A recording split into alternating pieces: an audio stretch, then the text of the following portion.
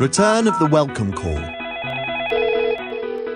During the 90s, predictive dialer equipment, which causes silent calls, had got cheaper and cheaper. It had come down in price from thousands of pounds a line to hundreds of pounds per line. So more and more equipment was being used and more nuisance calls were being made. This was starting to cause a real issue for the public. Now, all predictive dialers have got an electronic accelerator pedal, and the faster you drive them, the higher productivity levels you can get for your staff in the call centre. But unfortunately, the faster you drive them, the more nuisance calls you generate.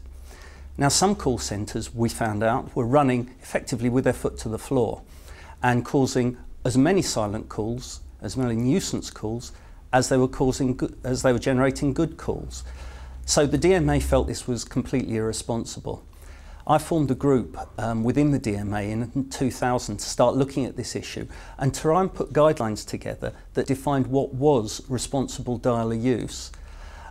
These guidelines were published in 2001 and were the first national guidelines published anywhere in the world controlling the use of predictive dialers.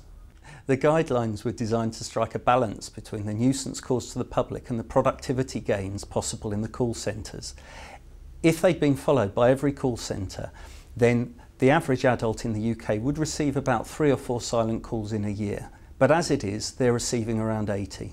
Now, there was no published material or research available at the time about this, so the DMA and the TPS jointly commissioned the Brookmead report, which was the first ever full review into the impact of nuisance calls.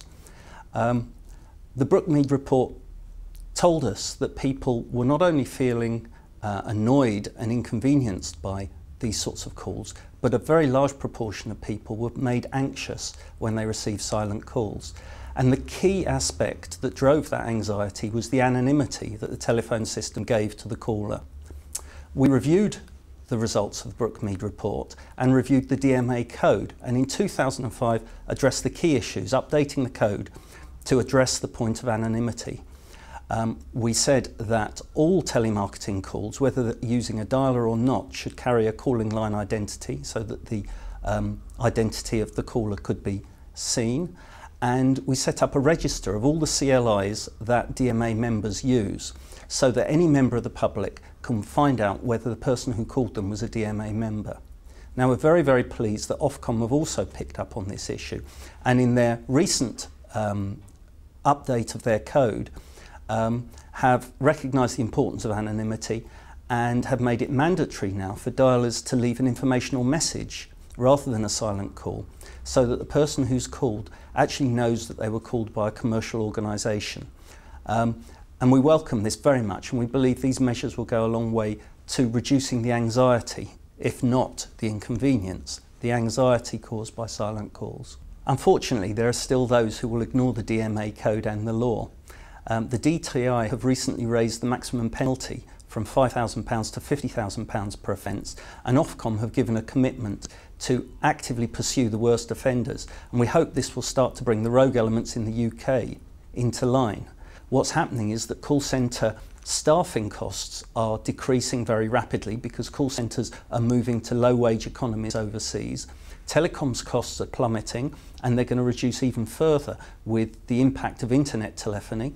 In the USA, each consumer receives 5 times as many unwelcome calls as we each receive in the UK. So a big gap is already there. You can see the potential for the increases. It's my personal view that the situation is going to get a lot worse despite the initiatives that have been taken by the authorities. Our peace and quiet at home cannot be guaranteed until we find some way of controlling all the calls that come into our households.